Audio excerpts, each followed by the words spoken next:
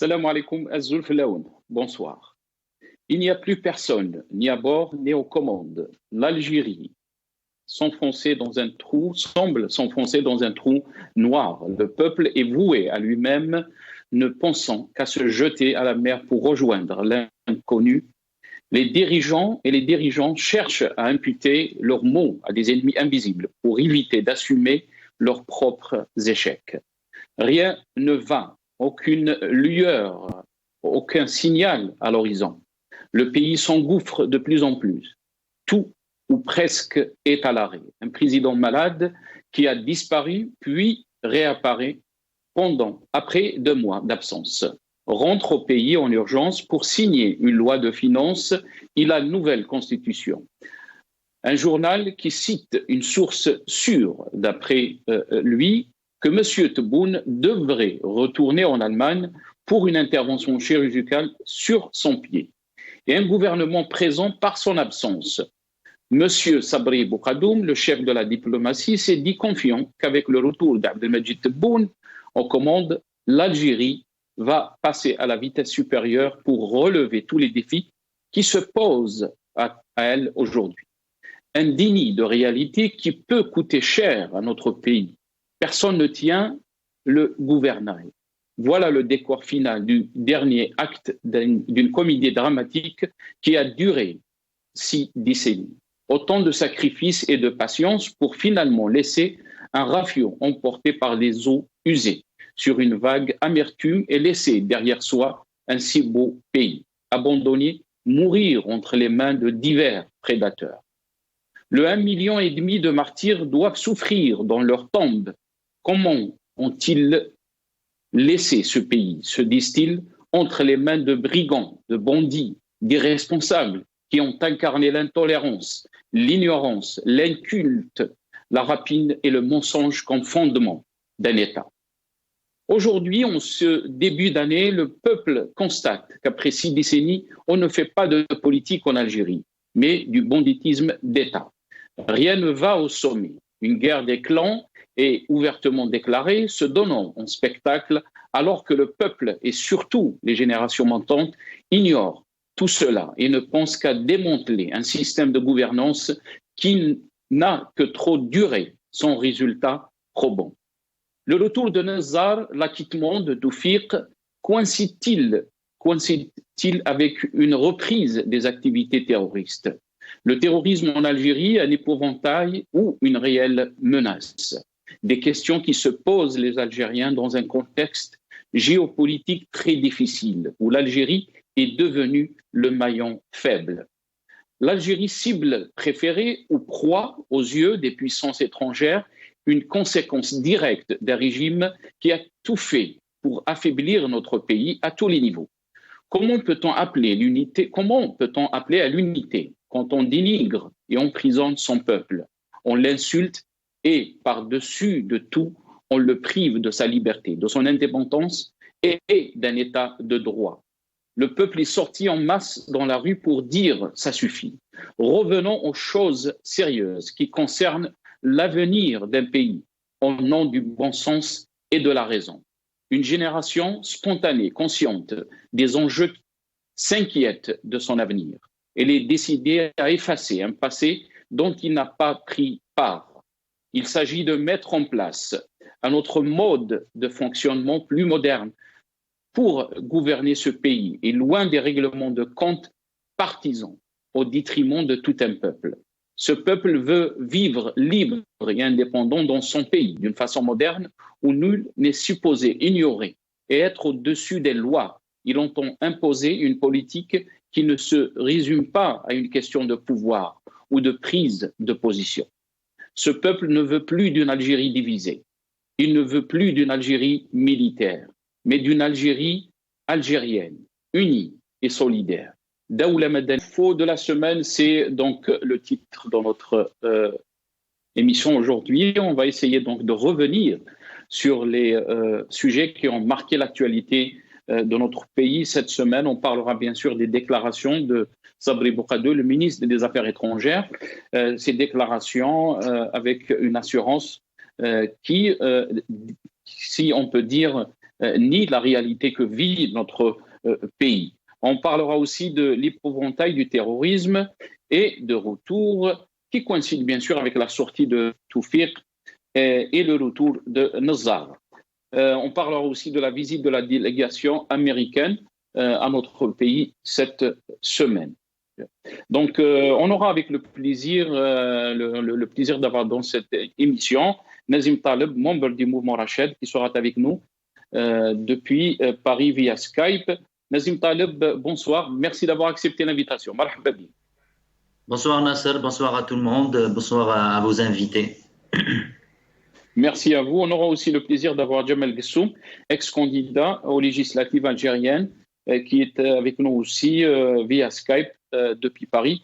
Jamal Gessoum, marhaba bik, bonsoir. Bonsoir et merci pour cette invitation et le bonjour à vos invités. Merci Jamal Gessoum. On aura aussi le plaisir d'avoir dans cette émission aussi Maître Belkacem Nait Salah, avocat militant des droits de l'homme, qui sera avec nous depuis Oran. Maître Belkacem Nait Salah, je pense qu'il est avec nous. Bonsoir. Merci d'avoir accepté l'invitation. Bonsoir à vous et à vos intervenants et invités, ainsi qu'au peuple algérien, à l'intérieur comme à l'extérieur du pays. Merci à vous, maître. On aura aussi, vers la fin de cette émission, Hassan Mouali, qui est journaliste depuis Alger.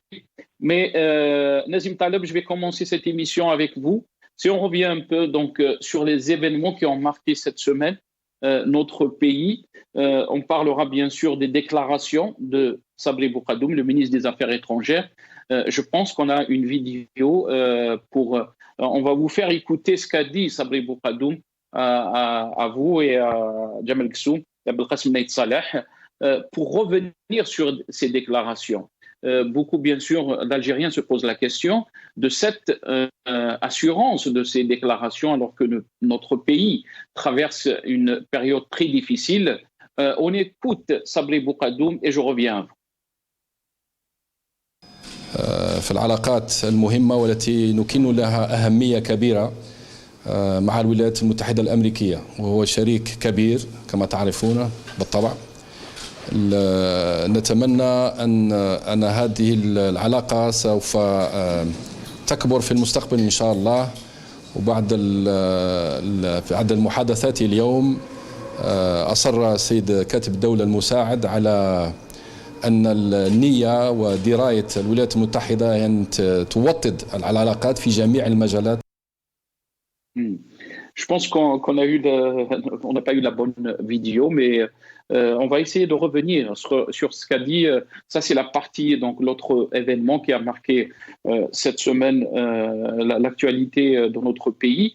C'est la partie de la délégation américaine qui a visité donc l'Algérie. Beaucoup de questions sur cette visite et surtout sur le timing de cette visite. Mais on va revenir après donc sur ces déclarations de Boukadoum où il affirmait que le retour de Abdelmadjid Tebboune va accélérer donc les réformes en Algérie et aussi c'est un retour qui rassure, si on peut dire, les Algériens, et on fera face à toutes les menaces et tous les défis, d'après donc ce qu'a déclaré Sabri Boukadoum. Nazim Taleb, si on revient donc sur ces déclarations, comment vous avez trouvé donc ces déclarations? Est-ce qu'on peut dire que les Algériens écoutent ce genre de déclarations?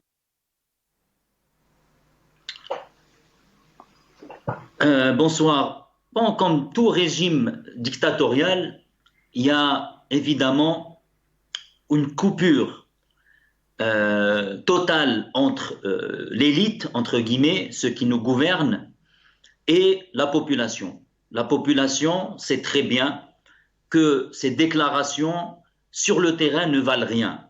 Pour preuve, Boukadoum, il dit que l'Algérie est forte.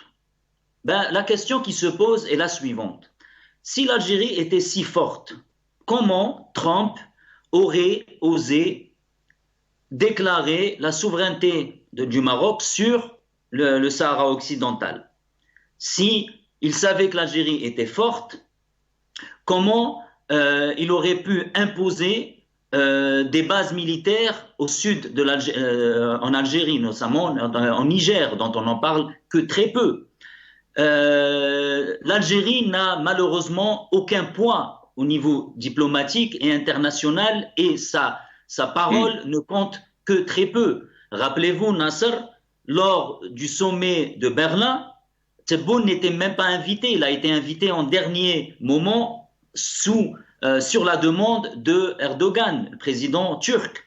Donc, encore une fois, l'Algérie n'a aucun poids et tous ces paroles, on va dire, on est un État fort, etc., ne veulent strictement rien dire. Parce qu'un État fort n'a même pas besoin de le dire et le fait de le dire est un aveu même de la faiblesse de la position algérienne, de la faiblesse de l'économie algérienne, de la faiblesse de la position politique algérienne. Donc, encore une fois, c'est des déclarations que le peuple ne suit même pas.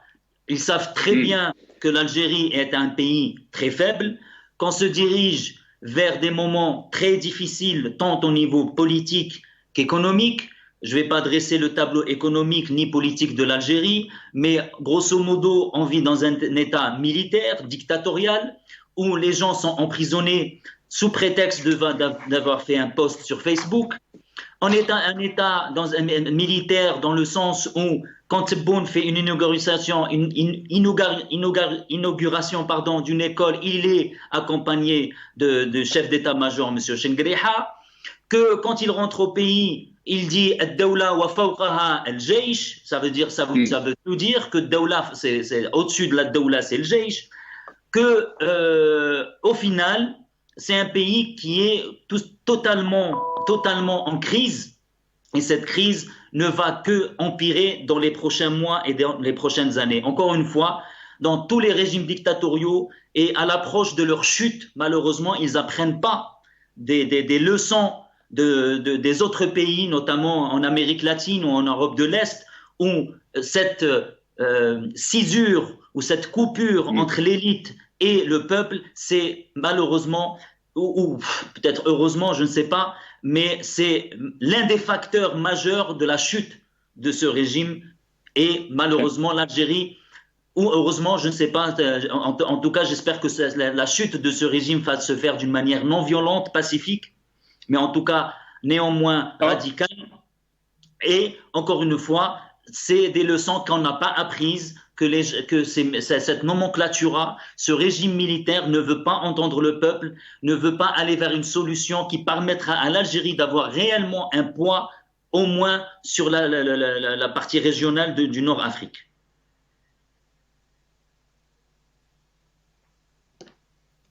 Très bien. Restez avec nous, Nazim Taleb.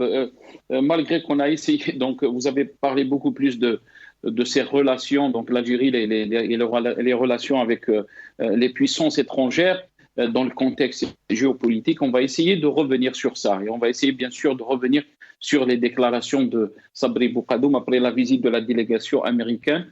Donc cette délégation, c'est le secrétaire d'État américain adjoint pour le Proche-Orient et l'Afrique du Nord dans le contexte géopolitique que vit notre pays. Mais on va essayer de poser la question surtout sur les déclarations de Boukadoum concernant donc ce que vit notre pays à l'intérieur. Et bien sûr, il a fait allusion au retour d'Abdelmadjid Tebboune, le président de la République, qui dit que il a renforcé donc cette assurance. Le retour d'Abdelmadjid Tebboune a renforcé l'assurance au sein des Algériens, comme quoi tout va être accéléré et par rapport bien sûr aux réformes, il parlait Boukadoum, mais on va essayer d'écouter Jamel Ghessoum, qu'est-ce qu'il en pense de ces déclarations. On n'a pas encore la vidéo, on va essayer de vous la faire écouter juste quand elle sera prête. Jamel Ghessoum, qu'est-ce que vous pensez? Est-ce qu'on est dans le déni de la réalité quand Boukadoum dit que l'Algérie a les moyens pour faire face à tous les défis, à toutes les menaces, et on sait très bien que le contexte que vit notre pays est très difficile à tous les niveaux. Qu'est-ce que vous en pensez, Jamel Ghessoum? Alors moi, ce que je pense, c'est que Sabri Boukadoum est ministre des Affaires étrangères. Et donc, il y a des us et coutumes diplomatiques que M. Nazim Taleb semble au maître de dérouler, puisque Sabri Boukhadoum n'est pas Méchir Kawaji, c'est le ministre des Affaires étrangères. Par conséquent, il tient des propos qui sont encadrés par des us et coutumes diplomatiques. Sur la question, parce que votre question se décline de deux manières, sur la question de la politique étrangère face aux déclarations de M. Sabri Boukhadoum, et vous faites le lien avec Tebboune. Donc je vais faire le lien entre les deux. Donc sur la déclaration de M. Boukhadoum, il est ministre des Affaires étrangères, il évoque la question de la politique étrangère algérienne dans des termes qui sont tout à fait usuels dans le monde diplomatique, notamment sur, et on l'a entendu tout à l'heure, sur la question de renforcement des liens, que ce soit avec les États-Unis ou d'ailleurs avec les autres pays. Sur la deuxième sous-question que vous sous-tendiez, M. Djeudi, sur la question de l'Algérie n'a pas les moyens. L'Algérie, si, l'Algérie est forte, et elle est d'ailleurs le seul obstacle à une opération sur le Maghreb dont font partie les États-Unis. Je tiens juste à souligner à M. Taleb que M. Tebboune a bien été invité, c'est le président tunisien qui n'avait pas été invité par l'Allemagne. Donc on rectifie un petit peu les choses. De ce point de vue, cela va aussi dans le même sens lorsque M. Tebboune est revenu en Algérie. Évidemment, ça ne coïncidait pas avec les propos qui étaient tenus pendant 2 mois, qui laissaient sous-entendre que M. Tebboune avait eu un AVC, qu'il était pratiquement mort d'ailleurs. Et donc, évidemment, ça ne plaît pas à des mouvements partisans qui ne font pas grand-chose pour l'intérêt de l'Algérie dans sa grandeur. L'Algérie est forte, elle est forte militairement, c'est d'ailleurs le seul obstacle qu'il y a sur la région MENA au projet que tente de favoriser Donald Trump avant son départ. Très bien. Donc, vous dites qu'il est dans son rôle, d'après vous, Jamal Gessoum, de dire que le pays est fort et il peut faire face, bien sûr, à tout. Excusez-moi. Il est dans son rôle, voudrait dire qu'à la limite, il le dirait sans le penser. Non, je le pense, je partage cette opinion, je partage le fait que l'Algérie est un pays fort qui compte ne serait-ce que géostratégiquement, et l'Algérie a une armée forte. Vous savez que pour sécuriser des frontières telles que nous avons, nous, entre la Tunisie, la Libye, le Mali, etc., il faut vraiment, ce n'est pas préserver des frontières dans les Alpes-Maritimes en France. Donc l'Algérie, de ce point de vue, est un pays fort militairement, fort d'un point de vue de la sécurité, et c'est ce que le peuple algérien, me semble-t-il, et tous les pays du monde, mettent au-dessus de tout. Voilà. Mais et pourtant, Jamal Gessoum, l'Algérie n'a pas été écoutée dans le dossier libyen. Elle a été devancée par des pays qui sont très très loin de notre frontière, et ils ont joué un rôle beaucoup plus important dans l'affaire du dossier libyen, aussi dans le Sahel aussi. L'Algérie a été dépassée. Donc on va revenir, on va essayer de poser la question bien sûr à Maître Belkacem Nait Salah, qu'est-ce qu'il en pense des déclarations de Sabri Boukhadoum, qui dit que l'Algérie est plus forte que jamais. Et avec le retour, bien sûr, de Abdelmadjid Tebboune, d'après les déclarations, bien sûr, de Sabri Boukhadoum, il dit que l'Algérie va faire face à tous les défis et on a les moyens pour faire face à tous les défis. Qu'est-ce que vous en pensez, Maître? Bonsoir à vous. Moi, je suis un peu étonné de ce langage populiste et cette langue de bois. Le problème pour l'Algérie, c'est que 2 vecteurs essentiels qui font partie de la position géographique de l'Algérie, et deuxièmement, l'histoire de ce pays. Alors, quand j'entends votre premier intervenant et deuxième intervenant, je me dis que ces gens-là vivent dans une autre galaxie. L'arrière-cour de la profondeur sécuritaire de l'Europe, c'est l'Algérie. Et l'arrière-cour et la profondeur sécuritaire de l'Algérie, c'est l'Afrique. Le pays a vécu pendant ces dernières 10 années, et surtout durant le règne de Bouteflika, dévastateur de l'État, il a vécu une crise politique profonde. Pendant 7 années, 8 années, M. Bouteflika, avec une mentalité de l'ère soviétique, a tout mis entre ses mains et cette politique. Sa faiblesse sanitaire, ou sa santé, la faiblesse de sa santé, s'est répercutée sur la politique intérieure et extérieure de l'Algérie. C'est pour cette raison qu'on n'a pas vu utile pour qu'on puisse inviter l'Algérie et que l'Algérie pèse de son poids. La crise interne, la crise politique interne, elle n'est plus. Alors, je vous dis que de grâce, moi j'en ai, comment dirais-je, j'en ai marre d'entendre des absurdités concernant l'Algérie. L'Algérie, c'est l'histoire d'un peuple et la géographie d'un pays. En dehors de ça, en matière de géopolitique et géostratégie, les grandes puissances n'ont pas rentré en conflit avec des pays ou des peuples, surtout des peuples qui ont une histoire de combat. C'est pour cette raison qu'on essaye d'aménager à l'Algérie un certain espace. Or, l'Algérie était absente. Et ce que dit M. Boukadjoum n'est qu'une langue de bois. Il est dans le rôle de vendre cette langue de bois, mais nous, le peuple algérien, connaît la position de l'Algérie sur le plan sociétal et la société algérienne et le peuple algérien et les valeurs fondateurs de l'histoire et de la mémoire collective. Il connaît aussi la position. Les grandes puissances connaissent la position géopolitique et géostratégique de l'Algérie. Ils ne peuvent pas outrepasser, quelle que soit leur vision envers du système politique ou du régime politique interne et comment il régit. Mais tant que ce système ne rentre pas en conflit, en contradiction et qu'il est prêt à aider ces pays-là, ces puissances-là, s'accommoderont et s'adapteront avec la situation géopolitique, géostratégique que l'Algérie occupe au long de l'Afrique, en Méditerranée et la profondeur africaine, ainsi que dans le monde arabe et le monde islamique. Très bien. Je vais revenir à vous, Nazim Taleb. Le contexte, bien sûr, que vit notre pays, certes que les déclarations de Boukadjoum, il n'y a pas que Boukadjoum, presque tous les ministres, ils parlent d'une assurance et ils parlent comme quoi on maîtrise la situation, qu'elle soit la crise économique, la crise sanitaire. Mais là, si on dénie donc la réalité que l'Algérie traverse, des crises et surtout la crise politique, là vraiment on risque d'aller droit dans le mur.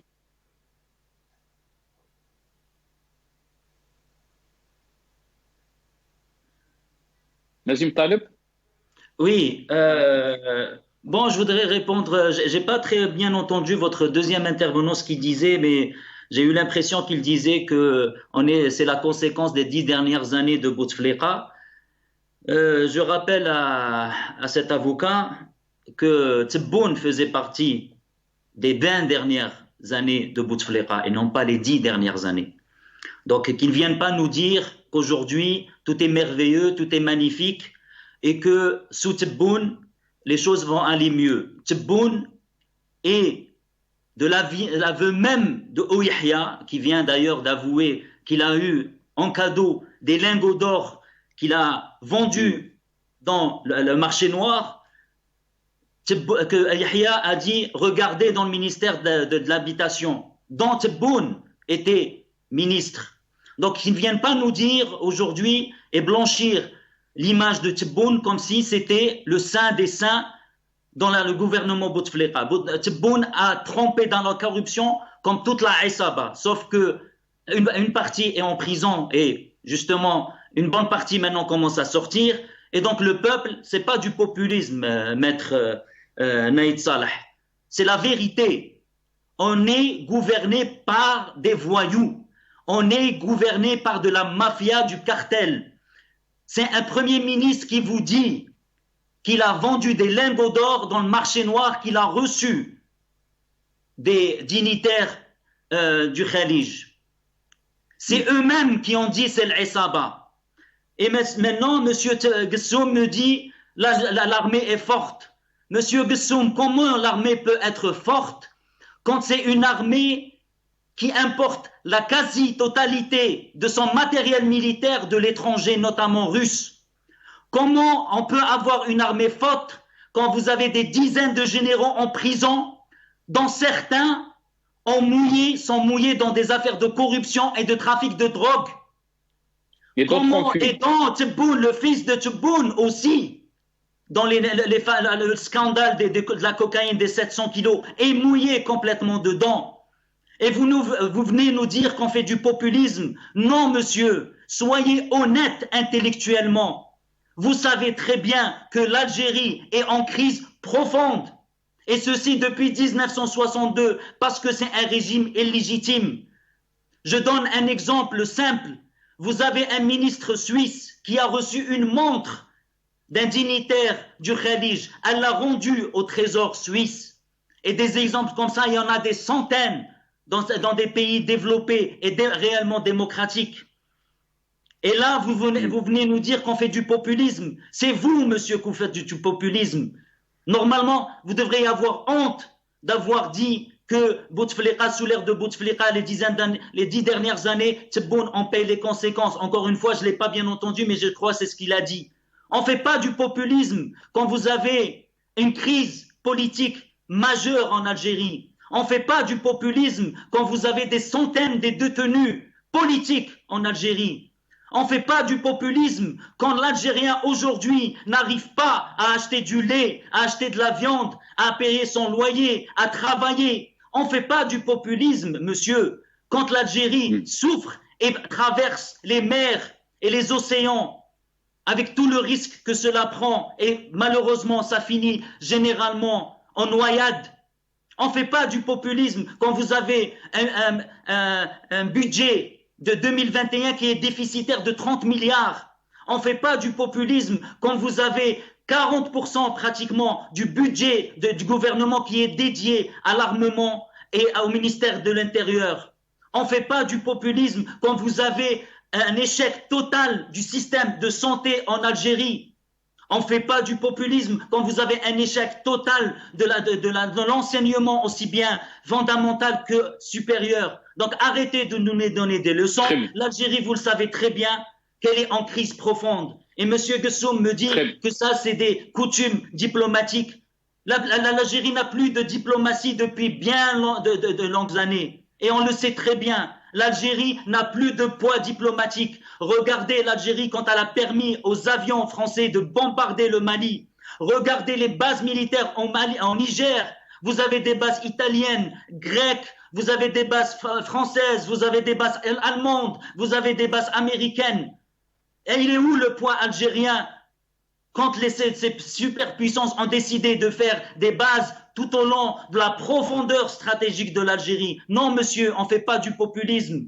Bien au contraire, le présent nous donne raison de ce qu'on disait il y a des années. Très bien, Nazim Taleb, on va essayer de donner l'opportunité à Djemal Gessoum de répondre par rapport à ce constat. Mais avant de vous donner la parole, Djemal Gessoum, on va essayer d'écouter donc ce qu'a dit. Donc c'était la vidéo que je voulais vous faire écouter au début.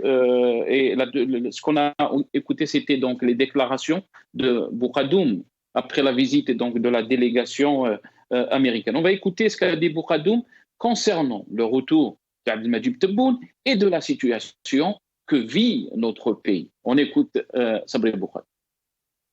العديد من المسائل لا تستحق حضور الرئيس والحمد لله هو رجع على البلد وستكون الوتيرة يعني نزيد نعلي في السرعة في الرد على والتحدي والرد على جميع التحديات. عندنا 7 دول في الجوار. الجزائر دولة يعني مبنية على السلام وتريد السلام في جوارها وتعمل على هذا السلام وحل كل النزاعات الموجودة مهما كانت سواء في ليبيا في مالي. اليوم طالع مثلا كنا نتابع الانتخابات في النيجر اليوم حيكون فيها دور ثاني في انتخابات في الصحراء الغربية بالطبع في موريتانيا في كل كذلك على البحر الأبيض المتوسط.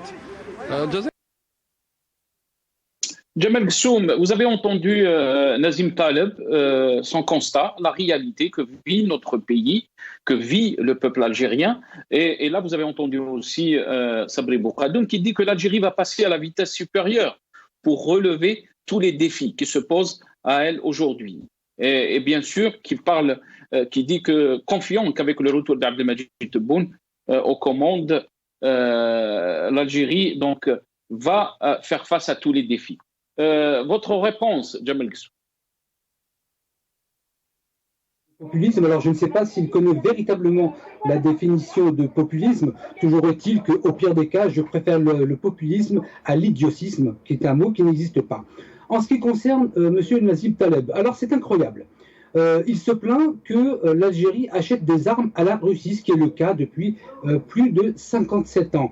Tous les pays du monde achètent, ou aux États-Unis ailleurs. Alors peut-être que M. Nazim Taleb voudrait que nous achetions du côté américain, voire que nous nous allions avec le Maroc pour acheter nos armes. Il n'en est pas question. Secondement, incroyable. M. Taleb me dit que tous les généraux sont emprisonnés. C'est ce que tout le monde voulait. Alors maintenant que c'est obtenu, ce sera un problème. Il faudrait peut-être être un petit peu cohérent avec ce que vous dites. Secondement, il parle de l'or, de la déclaration de Yahya sur l'or qu'il aurait acheté, enfin qu'on aurait offert des pays du Golfe. Mais qu'est-ce que cela a à voir avec M. Tebboune? Et il fait le lien subtil, mais pas si subtil que ça, avec le ministère de l'Habitat. Sur la question des bases militaires qui s'installent sur tout le fronton des frontières algériennes. Tout d'abord, l'Algérie ne s'est pas alliée avec le G5 Sahel, et c'est tant mieux, puisque ça n'est pas une affaire qui nous concerne. Sur la question plus large, je dirais, alors peut-être que M. Nazim Taleb ne trouve pas de bon goût les accords que nous pouvons avoir avec la Russie. Ça peut être aussi bien sur les armes que sur le vaccin. Je pense qu'il ne sera pas d'accord non plus pour que nous le faisions, en tout état de cause. Sur la question d'augmenter en vitesse et la déclaration du ministre des Affaires étrangères, oui, je pense que nous disposons des moyens, parce que il n'y a pas que des moyens économiques ou financiers pour un pays, il existe un certain nombre de leviers qui sont importants. Mais pour cela, il faut avoir une certaine vision et avoir une certaine culture politique, ce qui me semble faire défaut, du moins, c'est ce que je constate. De ce point de vue et sur l'ensemble des faits, le président de la République est revenu, alors c'était peut-être pas du goût de M. Nazim Taleb, mais il est bien là. Et il n'est pas mort, il n'est pas... qui comprendra qui voudra. En tout état de cause, l'Algérie... Il est bien là, mais aussi, Jamal Ghassoum, il y a des rumeurs, on ne sait pas. Mais d'après un journal, il dit qu'il va donc repartir en Allemagne pour une... Vous avez dit dans votre introduction que selon un journal, il est question qu'il retourne en Allemagne se faire opérer, mais l'information n'est pas sûre. Alors, comme dirait Coluche, qui avait fait un sketch à ce sujet, et c'est éloquent, et je ne vais pas aller jusqu'au bout de ce sketch pour ne pas vous gêner, en tout état de cause, on s'autorise à penser dans les milieux autorisés que.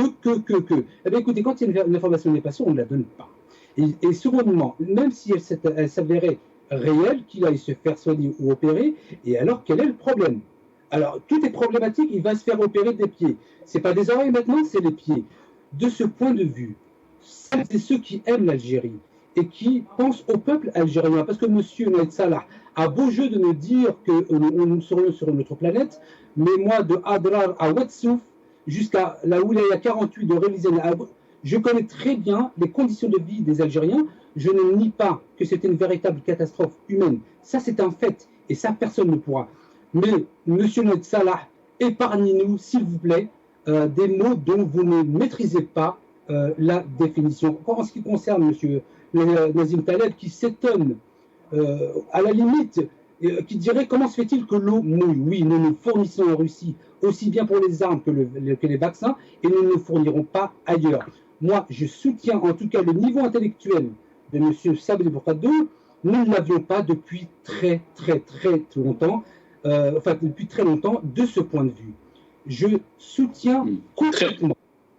On parle pas du niveau intellectuel, Jamal Ghassoum. On parle de dresser une situation, un constat que vit notre pays, qui est totalement peut-être aux yeux des autres, aux yeux des observateurs qui suivent notre pays, totalement à côté de la plaque.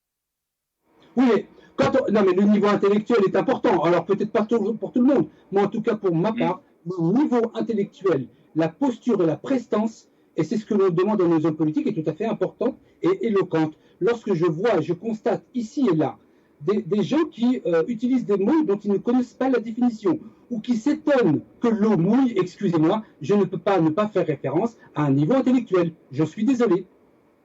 Très bien. Restez avec nous, Jamal Ghassoum. On va donner la parole à Belkacem Naïd Salah parce que vous l'avez cité et on lui donne le droit de répondre à ce que vous venez de dire. Maître Belkacem Naït Saleh, à vous la parole. Oui, moi je ne suis pas. Vous avez posé une question concernant les propos tenus par le ministre des Affaires étrangères, M. Boukaddoum. Je vous ai répondu. Alors les deux intervenants, que ce soit Nazim de Rachid, a essayé dès le départ à ne pas répondre à la question, et puis il est parti dans sa diatribe contre. Moi, je n'ai jamais défendu le pouvoir et je ne le défendrai jamais. Si vous êtes incapable d'élever le débat et de comprendre mes propos, ça c'est votre problème, c'est pas le mien. Concernant, j'ai parlé des 10 années de Bouteflika, on a vu que le président était absent et que l'Algérie était effacée de la scène. Elle était effacée parce qu'il y avait une crise de vacances du pouvoir. Ça a eu des conséquences sur la position de l'Algérie, sur plusieurs dossiers, parmi eux le dossier libyen, parmi eux ce qui s'est passé au Mali, parmi eux ce qui s'est passé au Niger. Mais Maître Belkacem Naït Saleh, Maître Belkacem Naït Saleh, excusez-moi, je vous ai coupé la parole. Mais le peuple s'est soulevé contre ça, contre donc cette déliquescence de l'État. C'est aussi. Mais le problème, c'est qu'on est dans la continuité de la gouvernance de Bouteflika. Beaucoup d'observateurs parlent de cette continuité, parlent d'un 5e mandat sans Bouteflika. C'est ça qui fait, c'est ça que les Algériens trouvent problème pour notre pays. C'est qu'ils se sont soulevés pour qu'il y ait un vrai changement et personne ne veut les écouter. Bien sûr, ce que vous dites est vrai. Moi, j'ai dit, ça s'est aggravé. La situation, ça s'est aggravé. Elle est devenue il y a un pourrissement de la situation parce qu'il y avait les 10 ou 15 années durant la dernière décennie du règne de Bouteflika. Ça a été une catastrophe, une calamité généralisée. Rien n'a échappé à ce mouvement de désastre. Moi, j'ai répondu à une question. Moi, je n'ai pas fait un constat. Le constat est connu. Et le peuple qui s'est soulevé parce qu'il ne voulait plus cette manière de gérer. Concernant M. Gussoum, je lui réponds que M. Gussoum, moi, je n'ai jamais prétendu, je n'ai jamais participé à aucune élection, même dans un système connu, même en Algérie, je connais comment ça se passe. Si vous voulez faire un offre de service à qui vous voudrez, ça c'est votre problème, c'est pas le mien. Si vous voulez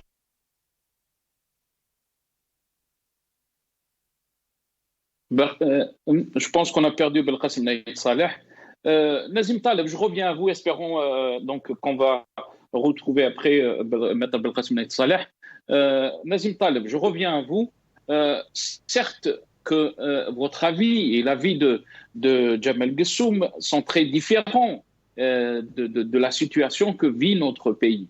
Est-ce que vous pensez que cette différence de vision, elle fait défaut aussi au sein du régime qui est en train de voir que l'Algérie est dans une position très à l'aise, qu'elle peut faire face à tous les défis, alors que vous avez dressé un bilan et vous avez dressé un constat très inquiétant. Qu'est-ce qu'il fait que le peuple est dans un, si on peut dire, est dans sa logique, qui voit que la situation est très inquiétante, et que le régime qui voit que l'Algérie est en bonne position.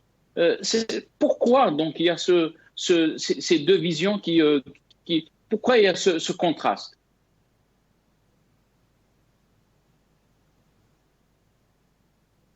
Nazim Taleb, est-ce que vous pouvez m'entendre? Vous entendez? Je pense que vous avez mis le mute. Tfadal, c'est Nazim. Vous entendez? Oui. Très bien. Je ne veux pas vous gâcher votre émission en rentrant en dialogue avec M. Gussoum, mais puisqu'il a invoqué l'idiotie, je rappelle à M. Gussoum que l'idiot, c'est celui qui s'est présenté aux législatives de 2017, et l'idiot, c'est celui qui s'est présenté aux élections de 2019 avec ce régime illégitime. Et on sait très bien c'est qui se présente aux élections législatives et présidentielles dans ce régime-là. Donc, ce n'est pas à Gussoum de me traiter d'idiot, c'est quand même à lui qui se pose cette question. Est-ce que ce n'est pas l'idiot utile qu'il a malheureusement été en se portant candidat aux élections législatives et présidentielles? Et je ne veux pas rentrer dans d'autres paramètres pour que ça soit pas personnel. Moi, c'est sur le plan politique, et politiquement, quelqu'un qui a du sens, quelqu'un qui sait que ce régime est illégitime depuis 1962 ne se présente pas aux élections législatives 2017, et encore moins les élections présidentielles de 2019, et on sait très bien comment ça a abouti, et les conséquences de cette élection 2019 sur le Hirak de 22 février qui a été complètement rejeté massivement par la population algérienne. Donc ce n'est pas à M. Gessoum de nous donner des leçons d'intelligence ou bien d'idiotie. Et je dis aussi, idiot celui qui finalement a ce raisonnement binaire qui dit que l'Algérie finalement, si elle n'importe pas du militaire chez les Russes, qu'est-ce que vous voulez? Donc on importe des Américains? Mais non, monsieur Gessoum. L'Algérien, il a un cerveau. L'Algérien, il a les capacités de produire lui-même ses armements, monsieur Gessoum. Il n'a pas besoin des Américains ou des Russes et des pays aujourd'hui qui ont pu développer leurs moyens de coercition au niveau de l'armée, qui produisent eux-mêmes leur armement. On n'a pas besoin des autres. On a toutes les richesses qu'il faut. Le seul obstacle à ça, c'est un régime de mafieux. C'est un régime illégitime. C'est un régime qui, finalement, son seul souci, c'est de remplir les poches. Et quand il nous dit, il nous met finalement comme solution soit le militaire américain, soit le militaire russe, nous, on ne s'est même pas contenté de ça. On a importé du matériel allemand via des sociétés à Dubaï, pour qu'il y ait des commissions et des rétrocommissions. Gaïd Salah s'est rendu à plusieurs fois à Dubaï. Comment l'Algérie, dont il parle qu'elle est forte, etc., elle a son poids, va dans un pays qui ne pèse rien sur le plan historique comparativement à l'Algérie, qui passe par la Dubaï pour acheter ses armes? N'est-ce pas une honte? Et vient nous dire que finalement, on peut importer le militaire américain. Non, monsieur. L'Algérien que vous, finalement, sous-estimez, que vous méprisez, c'est ce peuple, monsieur Nasser, pour répondre à votre question. Il n'y a pas de vision. Il y a une vision de ces gens-là, des types Gessoum, qui font partie du système depuis des années, qui se sont portés candidats aux élections législatives de 2017 et aux élections de 2019, qui sont complètement déconnectés de la réalité des Algériens qui sont sortis le 22 février par millions et qui continuent à se battre. Certes, il n'y a plus les marches, mais le Hirak, encore une fois, a traversé la colonne vertébrale de la société algérienne.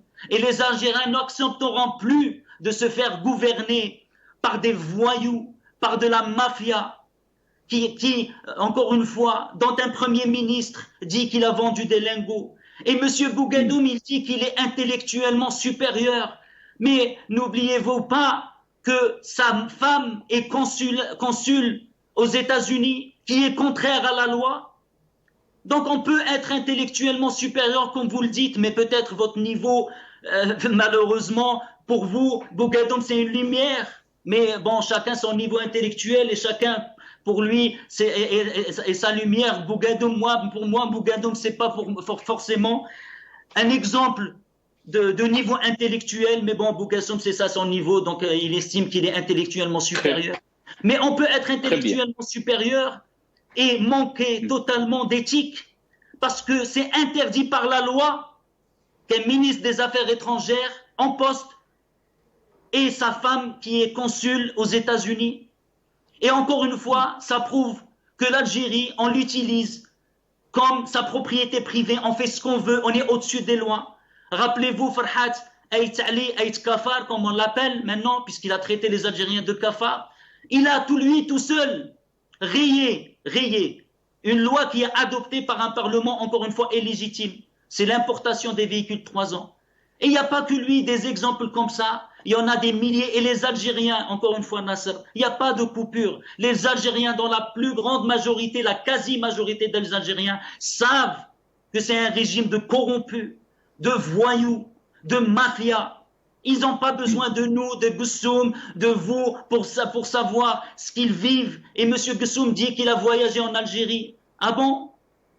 Et vous trouvez normal qu'un Algérien, le SMIC, c'est 18 000 dinars, et que pendant le Covid, la plupart dont on a promis 10 000 dinars ne l'ont même pas touché, et que vous avez des ministres qui sont des milliardaires, qui vendent des lingots, que Ali Haddad a des 160 000 milliards de prêts, et vous me dites que vous avez visité l'Algérie profonde. Eh bien, l'Algérie profonde, monsieur, eh bien, elle vous méprise, parce que vous êtes le symbole, malheureusement, de ce régime qui a mis l'Algérie en faillite.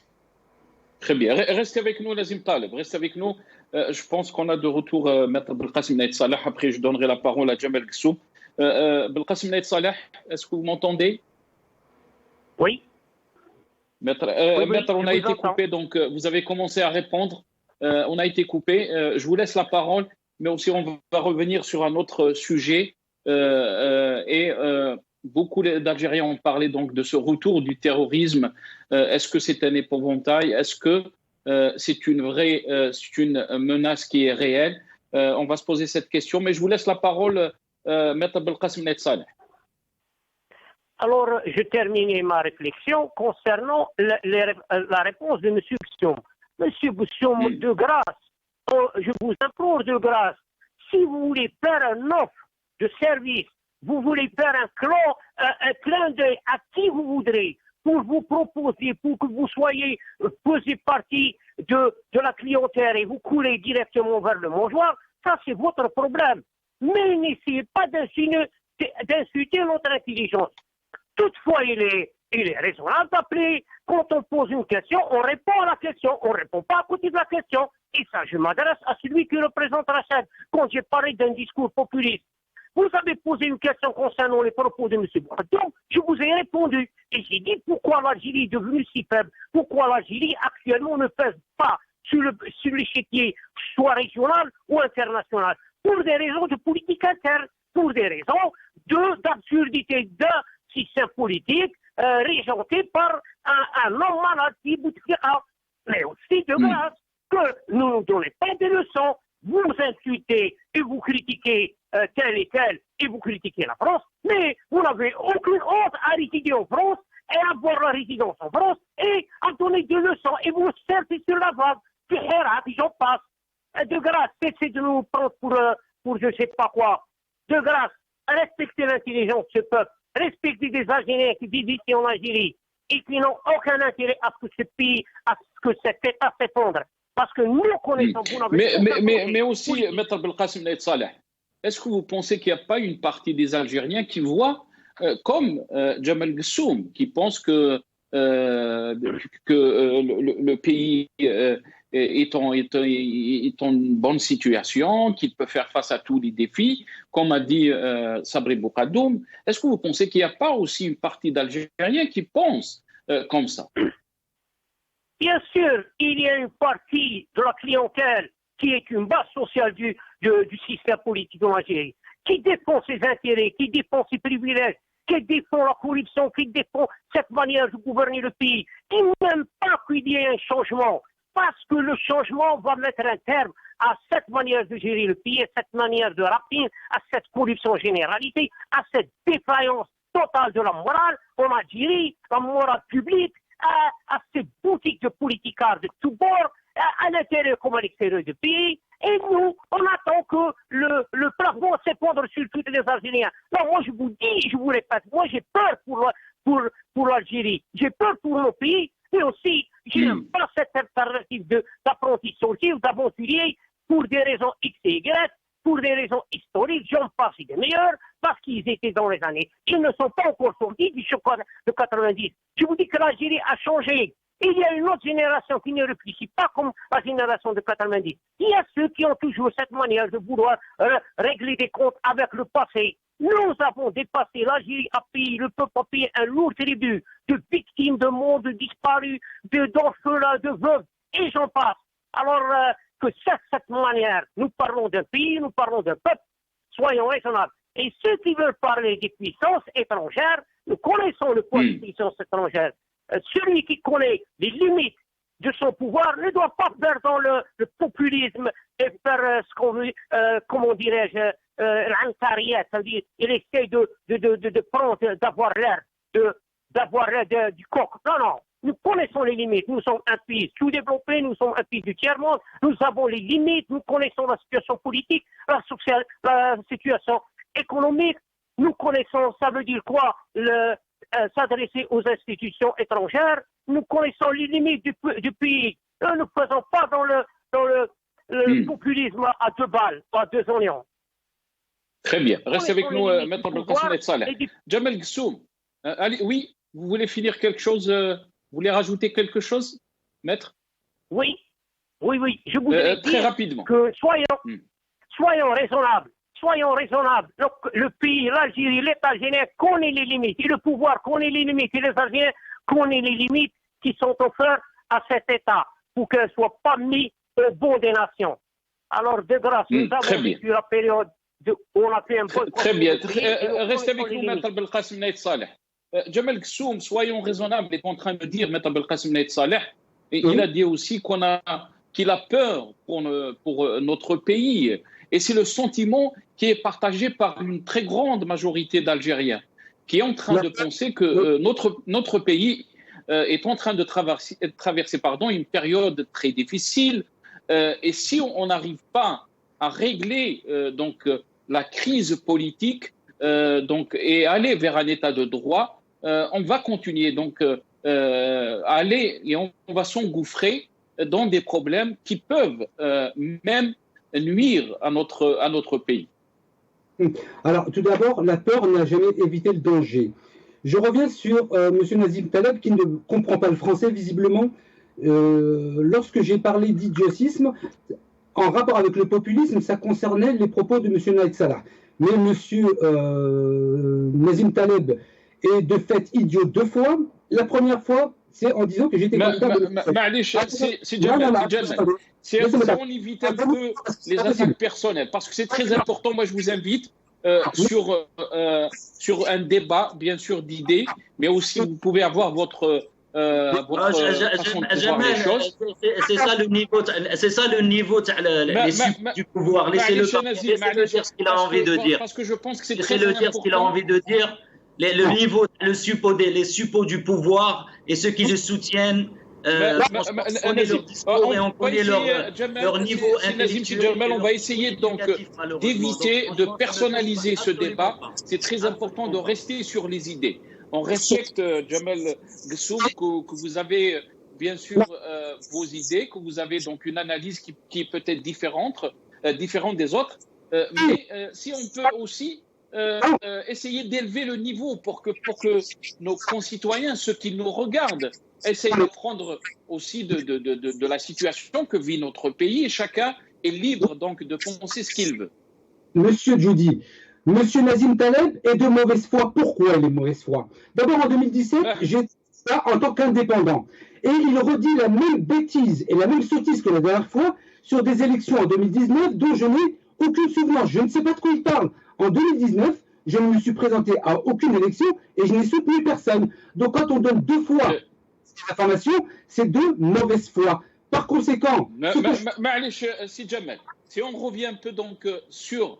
C'est très clair. Donc, vous n'étiez pas candidat en 2019. Et en 2017, vous étiez candidat libre. En 2017.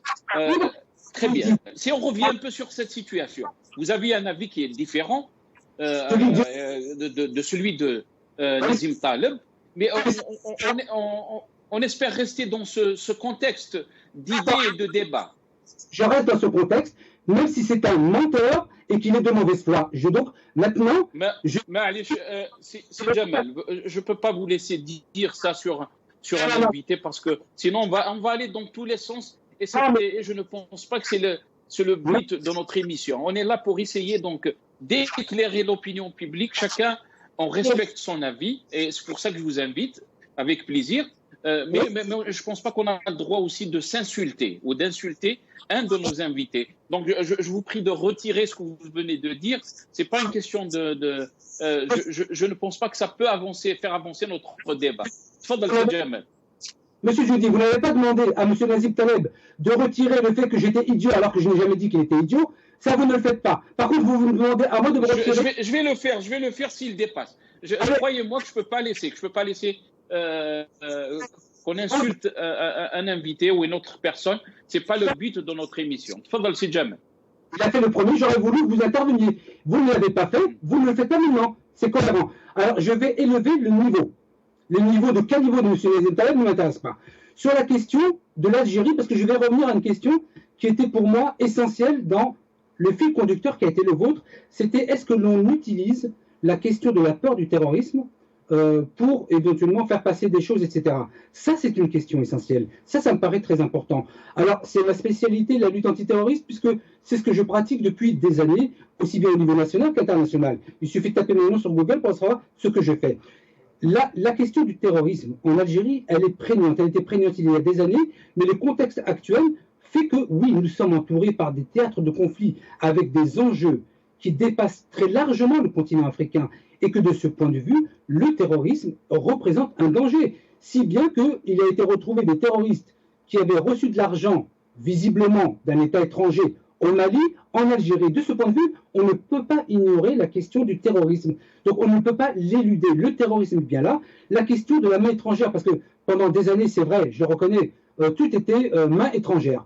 Mais je suis désolé, dans l'état actuel des choses, moi qui suis né en France et qui n'a absolument rien à gagner avec l'État algérien, l'Algérie est dans un véritable danger. Ça, on ne peut pas le nier de ce point de vue. Mais si Jamel, ceux qui se posent la question, qui se disent que cet épouvantail qu'on utilise le terrorisme revient chaque fois qu'il y a une crise, chaque fois que le peuple demande qu'il y ait un changement, des réformes, on lui sort donc le terrorisme et on essaie de lui faire peur. Il y a aussi des observateurs qui parlent de ça, Jamel Guesso. Oui, mais évidemment, je veux dire que le spectre et des épouvantails dans tous les pays du monde, on les sort quand on a besoin. Hein. L'Algérie ne fait pas abstraction à cela. Donc je ne dis pas que l'Algérie n'a pas utilisé des épouvantails comme tous les pays du monde. Je dis que dans le contexte actuel, je me fige là parce que moi je ne me suis pas sauvé d'Algérie. Pour parler de l'Algérie, je suis né en France. C'est une des grandes différences. Donc dans le contexte actuel, il y a un danger véritable, il est objectif celui-ci. Et là pour le coup, nous devons, nous au sens personnel, prendre nos précautions. Là c'est une évidence. Et les dangers viennent de partout, aussi bien de la Libye. Vous disiez, M. Djoudi, que le dossier libyen a échappé à l'Algérie au profit, je crois, du Maroc d'ailleurs. Hein. Chose que je ne conteste pas. Donc de ce point de vue, les autorités algériennes ont mal joué leur jeu. Ça c'est une évidence. Voilà, très bien. Vous avez terminé, Jamal Guesso. Très bien. Restez avec nous. On va donner la parole donc à Nazim Taleb sur ce sujet. Nazim Taleb, qu'est-ce que vous en pensez donc du terrorisme qui revient? On nous dit qu'on a trouvé des missiles, on nous parle des missiles donc qu'on a retrouvés à Tizi Ouzou, dans la région de Tizi Ouzou. Qu'est-ce que vous en pensez? Est-ce que c'est un épouvantail qui revient encore ou c'est des menaces qui sont réelles? Bon, le terrorisme ou la peur, d'une manière générale, a toujours été utilisé par ce régime et d'autres régimes d'ailleurs pour faire taire les gens. Rappelez-vous quand Gaïd Salah avait limogé, je crois, Tartag, il l'avait remplacé par une autre personne. D'un seul coup, on a découvert des terroristes, des caches d'armes, etc. Et ça, c'est un épisode qu'on vit depuis des années. Mais il est totalement contraire aux déclarations du président de la République à l'époque, Abdel Bouteflika, chef d'état-major Ammari, Gaïd Salah, وقضينا على الإرهاب والجزائر قضت على الإرهاب où il n'y a plus de terrorisme. Et comme par hasard, quand la situation devient sensible ou critique, on découvre des balles ou des kalachnikovs. C'est des missiles. Comment ils sont rentrés en Algérie? Des missiles comme ça, comment ils sont rentrés en Algérie, Nasser? Si c'est vrai, c'est que c'est la faillite du régime sécuritaire algérien qui nous dit l'Algérie est forte. l'Algérie a une armée forte qui peut vous protéger. Alors c'est la question la plus légitime qu'un Algérien peut se poser. Comment ces missiles qui font 2 mètres de longueur sont rentrés en Algérie?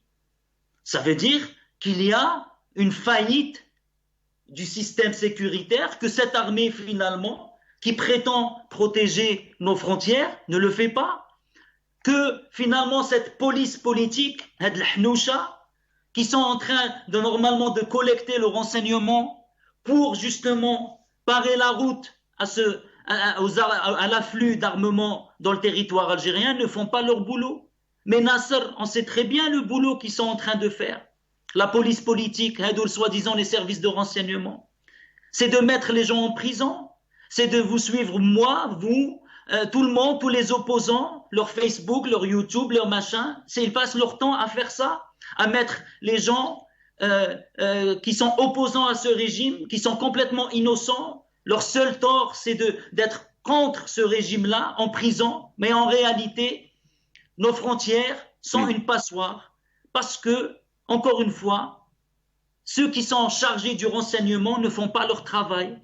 Et au lieu de protéger réellement l'Algérie contre les menaces extérieures, on est en train de sculpter nos messages Facebook, ce qu'on est en train de poster sur Facebook, les manifestations qu'il y a eu lieu, de taper les enseignants, taper les médecins, taper ceux qui ont été exclus de l'armée. Voilà leur rôle.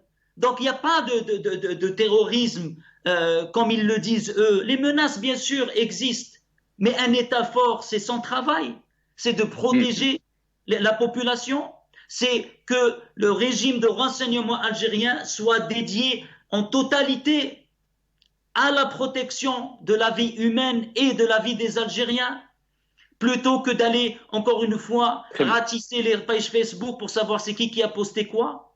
Et encore une fois, pour résumer, le terrorisme, il l'utilise tout simplement pour faire peur aux gens, pour leur dire attention, et d'une manière officielle, Nasser. Rappelez-vous, ça veut dire qu'ils sont capables. Ils sont capables de revenir à l'Ashriya Saouda pour garder leur pouvoir. Non, on ne croit pas à ça. Encore moins avec la sortie de Tawfiq, où malheureusement, encore une fois, ce Tawfiq, ce Nazar, utilise les mêmes méthodes qui ont été utilisées pendant les années 90. C'est voilà, Shemma'a, voilà, le Shabah, etc. Très bien. Restez avec nous, Nazim Taleb. Je pense qu'on a été rejoint, avant de donner la parole à Maître Belkacem El Salah, on a été rejoint par Hassan Mouali, journaliste qui intervient depuis Alger par téléphone. Hassan Mouali, merci d'avoir accepté l'invitation. Bonsoir. Bonsoir, Nasser. Bonsoir tout le monde.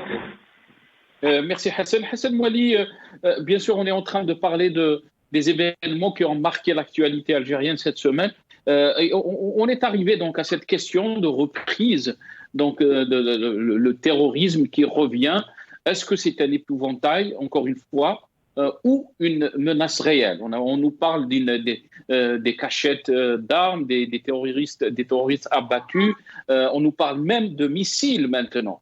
Et quand on entend aussi des déclarations de Bourhadoum qui dit que, alhamdoulilah, avec la venue de Bouteflika, de l'auto d'Abdelmajid Tebboune, l'Algérie va passer à la vitesse supérieure pour relever tous les défis qui se posent à elle aujourd'hui.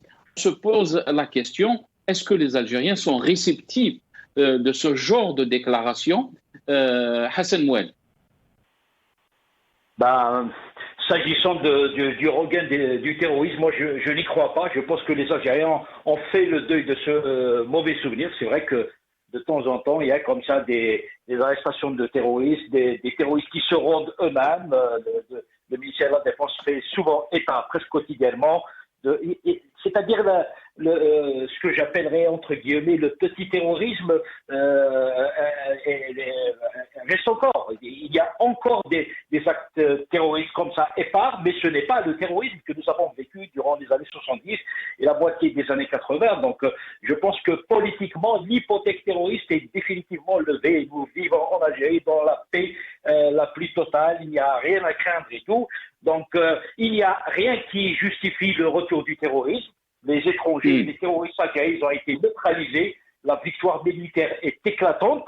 D'ailleurs, même, je veux dire, même politiquement, l'intégrisme est en régression en Algérie. Donc, le terrorisme ne fait plus partie de l'équation algérienne. Maintenant, est-ce qu'il y a une volonté de réinjecter à nouveau l'équation terroriste? Je n'en sais rien, je n'en ai aucune information. J'ai suivi comme vous tous, l'annonce de la découverte d'un arsenal où il y a des missiles sur l'air, je ne sais pas moi, à Tizi Ouzou, curieusement à Tizi Ouzou. C'est vrai que moi, personnellement, étant originaire de cette région, je me pose la question. C'est-à-dire que s'il y a une région du pays où il y a moins de terroristes, il y avait moins de terroristes, c'est là-bas parce que la population, globalement, n'a pas travaillé avec les terroristes, n'a pas collaboré avec eux. Donc, il y avait une conscience politique très aiguë. Donc, il n'a pas pu s'établir là-bas.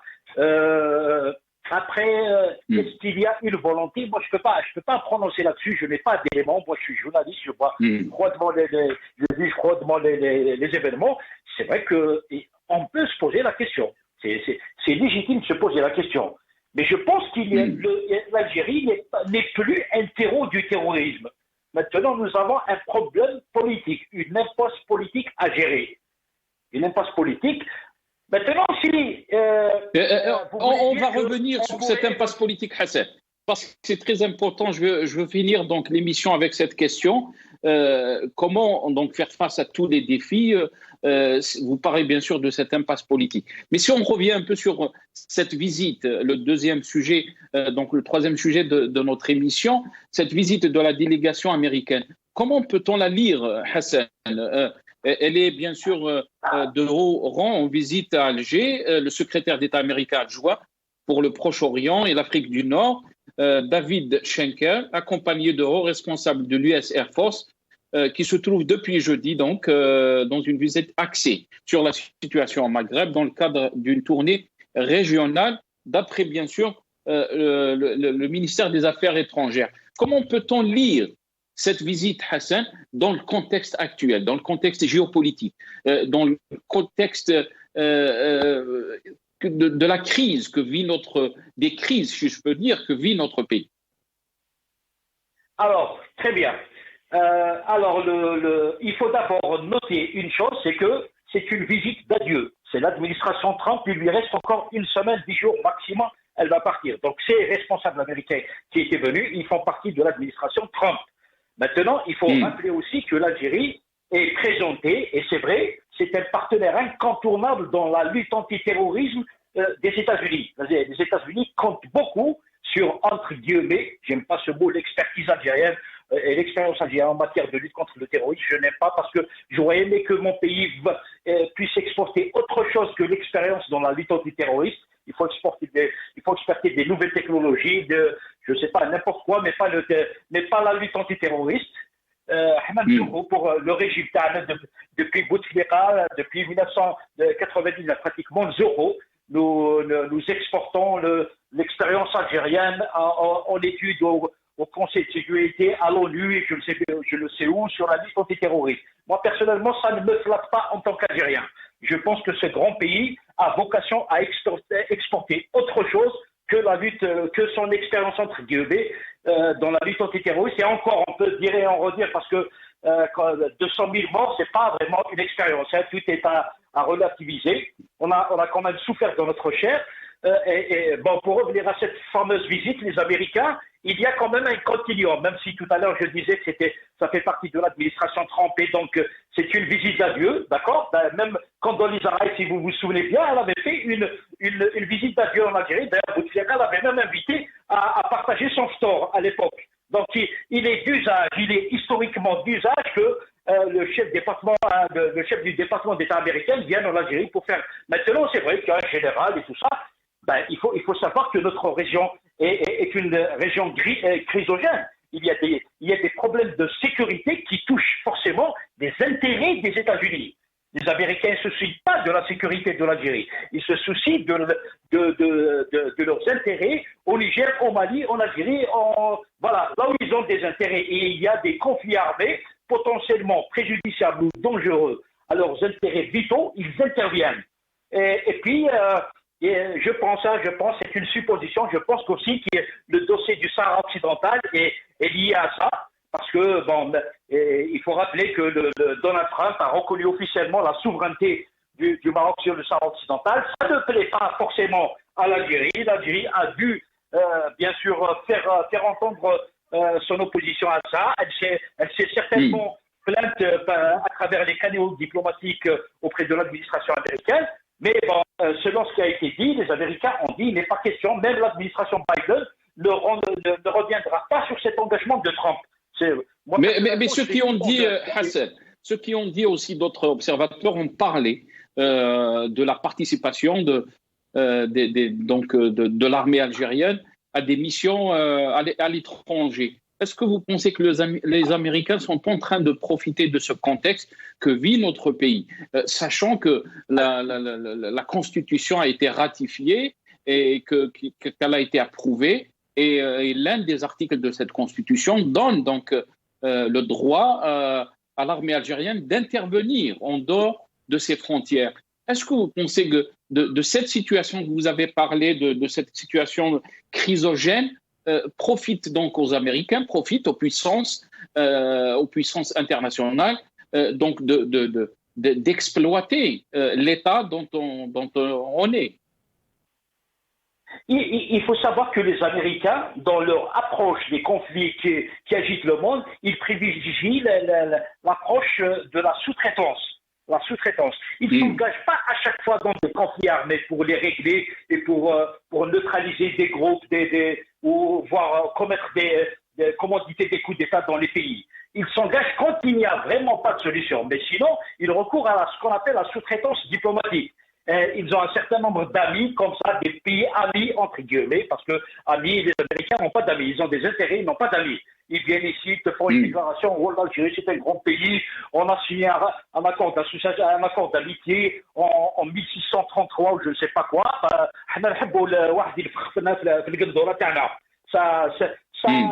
Ça participe de la mission qui consiste à chloroformer le peuple. Vous êtes un grand pays, et tout ça. Mais la vérité, c'est qu'ils font de la sous-traitance. Bien sûr, que l'armée algérienne sorte de nos frontières, aille guerroyer au Mali, aille guerroyer en Libye et tout ça. Donc oui, tu as raison de le souligner, ce n'est pas exclu que ça, on a parlé de ça aussi, on a discuté de ça. Le souhaiterions de par l'expérience de l'Algérie, la proximité. L'Algérie, les services de renseignement algériens sont très bien implantés au Mali, ils savent comment s'y prendre. Et éventuellement, vous pouvez intervenir au Mali pour pacifier, on va faire une mission. En Libye aussi, donc c'est très possible. Et puis, tu sais, Nasser, quand un pays est faible en interne, c'est-à-dire ce qu'on appelle le front interne est un peu fragile, les grandes puissances en profitent. C'est comme le FMI, les conditionnalités du FMI. Quand tu es à terre économiquement, tu vas solliciter l'assistance technique du FMI. Il te dit, cher ami, oui, je vais t'aider, mais tu vas geler les salaires, tu vas licencier des travailleurs, tu vas fermer des usines, un plan d'ajustement structurel économique. Mais là, en l'occurrence, c'est un plan d'ajustement géopolitique. Lâche le Sahara occidental éventuellement. Va envoyer des troupes au Mali, c'est possible, c'est très possible. Hein. Encore une fois, Hassan, très bien, parce qu'il ne me reste pas beaucoup de temps. Hassan, si on revient très rapidement, et cette question, bien sûr, elle est posée à tous mes invités. Je vais commencer par toi, Hassan. Si c'est possible, 30 secondes. Je passerai après Belkacem Saleh. Désolé, maître, je ne vous ai pas donné peut-être assez de temps pour vous exprimer. Après, la parole à Jamal Ghassoum et je terminerai avec Nazim Taleb. Comment peut-on arriver comment vous voyez donc le Hirak dans les semaines à venir, la situation, comment elle peut se développer? Vous avez parlé donc des situations très difficiles que vit notre pays, mais il y a aussi un déni de l'autre côté, qui est totalement différent que vit ce que sent le peuple algérien. De l'autre côté, on est en train de dire que la situation est sous contrôle, que l'Algérie peut faire face à tous les défis, mais le peuple de l'autre côté est en train de voir qu'on est en train de se diriger vers un mur. Et ça peut mettre en cause non seulement l'avenir de notre pays, mais l'existence même de l'Algérie. Très rapidement, comment peut-on s'en sortir de ce gouffre? Nasser, là, vous me demandez de faire confiance et de croire le discours politique des responsables d'un système qui reconnaissent publiquement qu'ils ont volé, qu'ils ont pillé le peuple. Aujourd'hui, Mohamed Ouahia te dit, j'ai vendu dans le marché informel de l'or à 60 lingots d'or qui ont été remis par des émirs, princes et rois du Golfe en contrepartie d'une autorisation de chasser l'État dans le sud. Ils nous ont menti, Nasser. Ils nous ont menti. Oui, il y a Bouteflika, Maklik, tous ceux qui ont soutenu Bouteflika, y compris beaucoup qui sont encore aujourd'hui aux commandes, nous ont menti. Ils ont menti au peuple algérien. Ils ont pris des lingots d'or pour eux et leurs familles. En contrepartie, ils se sont courbés devant les désirs de chair de leurs amis du Qatar, du Yémen. Donc moi, je ne les crois pas, tout ce qu'ils disent. Tout ça, c'est du n'importe quoi, c'est du discours politique. Ils n'engagent que ceux qui les croient. Moi, je ne crois pas. Moi, je crois que la situation de notre pays est extrêmement délicate. C'est-à-dire au niveau géopolitique, on est cerné. On est cerné avec l'arrivée d'Israël. Il faut bien comprendre que nous sommes cernés. Par rapport à la question du Sahara occidental, on est en train de battre en retraite. L'approche algérienne a été... Qu'est-ce qu'on doit faire, Hassan? On a deux mots, s'il te plaît. Qu'est-ce qu'on doit faire? Très rapidement, 10 secondes. Le système doit changer. Je ne veux pas que le Hirak revienne avec des marches populaires incroyables. Je souhaite que ce système comprenne une bonne fois pour toutes qu'il est antinational, qu'il doit changer. Parce qu'il est inutile, de penser que avec le Hirak, on peut contraindre le système. Le système, il faut l'infiltrer de l'intérieur. Il faut qu'il comprenne qu'il est une menace à la sécurité nationale. On ne peut plus tromper tout le monde. C'est bon. Merci, Hassan. Merci, Hassan. Je dois donner la parole très rapidement à Maître Belkacem Nayed Saleh. Oui, alors, Maître Belkacem Nayed Saleh. Oui, je voudrais... Tfadal, à vous la parole. Oui, afin de clore la parenthèse de la polémique, je la laisse à des polémicards professionnels. Celui qui n'a pas d'idée rejoint l'invective. Concernant l'Algérie, comment s'en sortir? Maintenant, il y a un pourrissement de la situation, il y a une mauvaise foi. Il faut que l'état-major, ça veut dire le pouvoir réel, doit jeter des passerelles d'un compromis historique avec le peuple pour construire un lendemain meilleur. Ce compromis se fera sur des bases claires et saines qui sont le partage du pouvoir dans une période bien précise, sans sortir avec ces boutiques de politicards de tout genre. Ainsi l'Algérie pourra amorcer, je dirais, et faire éviter au pays et à l'État un effondrement qui sera un échec total. Merci à vous, Maître Belkacem Nayed Saleh. Jamal Kssoum, à vous la parole. Je partage assez l'ensemble de l'analyse de Hassan Mouali sur la question américaine dans la région suite à la visite. Je partage l'ensemble. D'ailleurs, je le remercie d'avoir remonté un petit peu le niveau. Sur la question de l'armée par rapport à la Constitution, sur l'intervention extérieure, moi je n'y crois pas.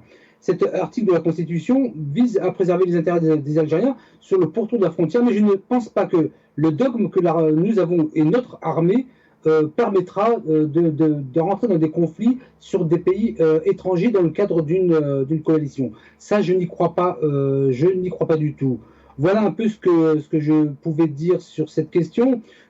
Juste pour terminer, il est important que et ce que nous devons faire, ce n'est certainement pas avoir des positions extrémistes.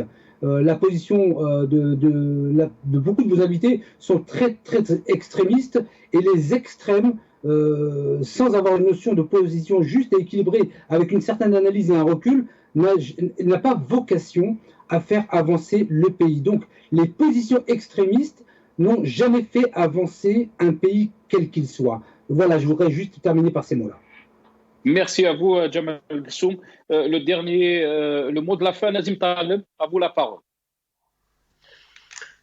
Oui, merci. Je tiens juste à vérifier, à présenter mes excuses à M. Ghassoum. Effectivement, il n'était pas candidat aux élections 2019, je me suis trompé. Je crois qu'il était candidat aux élections 2014, je ne me rappelle plus. En tout cas, mes excuses, mais je ne pense pas moins de ce que j'ai dit par rapport à l'idiotie de se présenter aux législatives de 2017 face à ce régime qui est illégitime. Mais on sait très bien des élections par qui elles sont gagnées. Bon, bref, c'était juste pour faire mon mea culpa là-dessus et présenter mes excuses.